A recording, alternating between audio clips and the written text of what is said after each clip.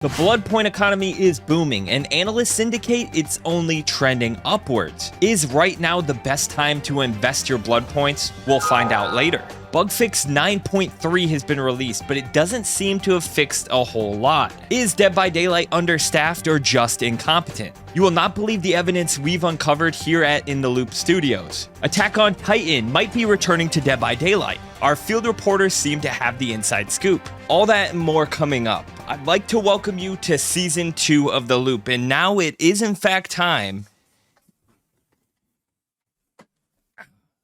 to stay in the loop.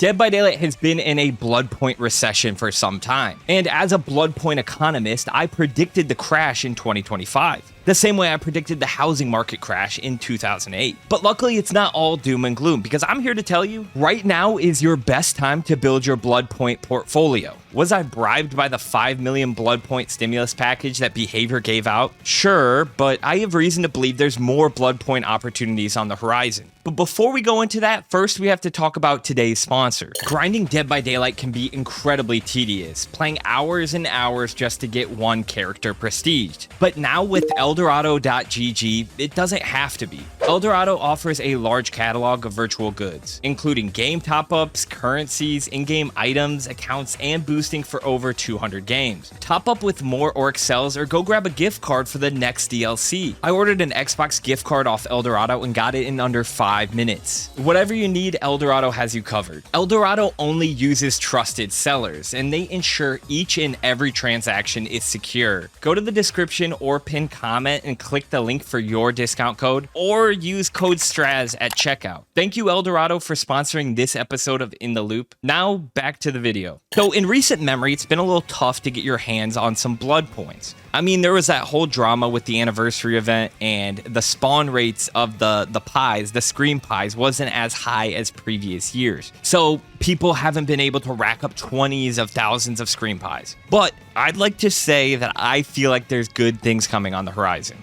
So why do I say that? My analysts indicate we are trending upwards, and it starts with this 2v8 event. As Survivor, you get the 5 times Bloodpoint boost, which has been huge. During 2v8, I'm on track to get like 1.5 million Bloodpoints every time I stream, which is like for like 2-3 hours. That's a pretty good haul, I would say. And even post anniversary, it's been great. Everyone seems to still be using their pies. I've seen a lot of Bloody Party streamers. I've seen a lot of scream pies. I've even seen a lot of cobblers, maybe even a little flan here and there. It's been good to see. I mean, after the anniversary event, I was expecting a little bit of a Bloodpoint hangover, and I definitely experienced that a bit, but it definitely hasn't been as bad as I thought. We also have daily login rewards right now. Dead by Daylight's been messing up a lot and has been giving us Bloodpoints in exchange for their mistakes. I mean, if give me 5 million Bloodpoints every time you bomb a DLC, I want this next one to flop too, am I right? Then we have the winter event coming up, and around Halloween is always some of the best times to get Bloodpoints. So if you're not playing Dead by Daylight right now, I get it, you might be a little pissed off with some of the bugs and the flop of a DLC that was The Walking Dead, but I'm telling you guys, it's not a bad time to get some Bloodpoints. It's also not a bad time to play 2v8. Look, in my last episode of In the Loop, I was very critical of Play While You Wait. I mentioned that they probably would fix Play While You Wait, but it was just annoying that they released it in such a buggy state. Well, luckily, it feels like it didn't take them long to fix it at all, because now Play While You Wait seems to be running pretty well. I feel like Play While You Wait is like a streamer's best friend. I honestly would never play Killer in 2v8 because the queue times are so long. And when I'm sitting there on stream, it's just like so much downtime. People get antsy, people leave the stream. Well, Play While You Wait has been a great feature just to keep the games moving. It's cool to see more survivors in the queue pool in general. Like even my killer games, I can tell they're not all like super cracked survivor mains. Like there's some like killers hidden amongst there that are just trying to like kill the time by playing a game. I've had a lot more fun with 2v8 than I have in previous, like what do you call it, years? Previous iterations. It's a big word. So yeah, I feel like, maybe we should just give credit where credit's due. I still think they should have released this like polished and without all the bugs, but they were able to fix it quickly, and it's a great addition. I just hope they include play while you wait during like killer releases. Like when Springtrap was released, I hope I'm now able to queue up for Survivor games while waiting in a killer queue for like a new killer, because those queue times are brutal too. So shout out to Dead by Daylight, but that's the last time we're gonna gas them up in this video, because now we have to talk about bug fix 9.1.3. Now this bug fix didn't seem to fix a whole lot. There was actually some issues when it was dropped. It had broken some other things. They had to like bug fix the bug fix from my understanding. But regardless, let's talk about what they ended up patching. Last Stand has been re-enabled, and this is after a long time, a lot of issues of Last Stand getting kill switched, brought back into the game, kill switched again, but it seems to be fixed. It also seems like they fixed the finesse bug, which I've talked about in a previous episode of In the Loop. They fixed an issue where Spirit's hands would remain extended after the phase walk. They fixed an issue where Deathslinger was unable to spear survivors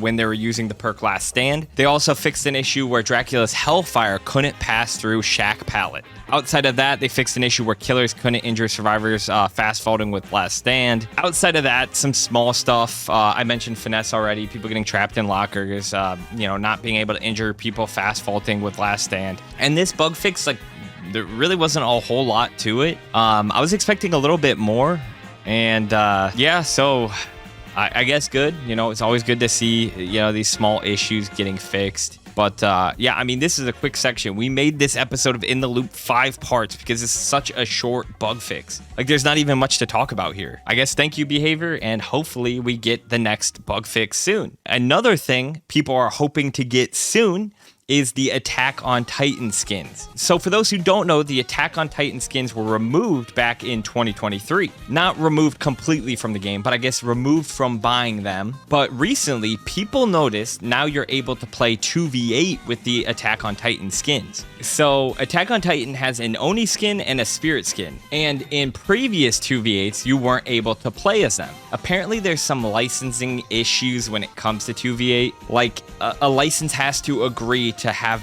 their killer or their license put next to another license. Like Ghostface next to Michael Myers or something might not be allowed by the license. So anyways, in previous iterations, you weren't able to use these skins on Spirit and Oni. But in this iteration of 2v8, you can. So there's a lot of speculation. To do something like this, a lot of people think they would have had to get permission from the license holders, which means maybe Attack on Titan skins are coming back to the shop. I mean, it would make sense. It's been almost 2 years since they had them available to buy. The skins are already made, and there's probably an opportunity to make more money. Maybe they felt like back in 2023, like everyone who wanted the skins bought them, and then it wasn't worth like paying for the license and maintaining that. Now we're in 2025. I mean, Bloodpoints are about to be booming. Why not reinvest in some skins that people can spend money on? It should be interesting to see if the Attack on Titan skins come back into the store. This topic was actually brought up by my community. I have a new channel on my Discord that allows you to suggest topics that I talk about here on In the Loop. So yeah, if you haven't joined my Discord yet, join. You can recommend what you want me to talk about here on In the Loop, and you might want me to talk about my cats. Frank, do you want me to talk about Frank? So let me know what topics you want me to talk about on my next episode of In the Loop. And I'm going to let behavior know, instead of live streams, they need to start doing pre-recorded segments. If you guys didn't see, Oddstarva posted a video where he was playing with Chandler Riggs. Chandler's from The Walking Dead. He was the guy who came on to the live stream. That live stream was an absolute mess. Well, it turns out they ended up playing offline. Odds posted the video. It was a pretty cool video. It seems like everyone had a lot of fun, but it made me wonder, why didn't they just do a pre-recorded video like the whole time? So I know I'm the Dead by Daylight news guy. I'm also a Bloodpoint economist. When you're doing a live stream, there's a lot of things that can go wrong, a lot of variables, right? So if you're Dead by Daylight, you've already had a lot of L's. You need a W.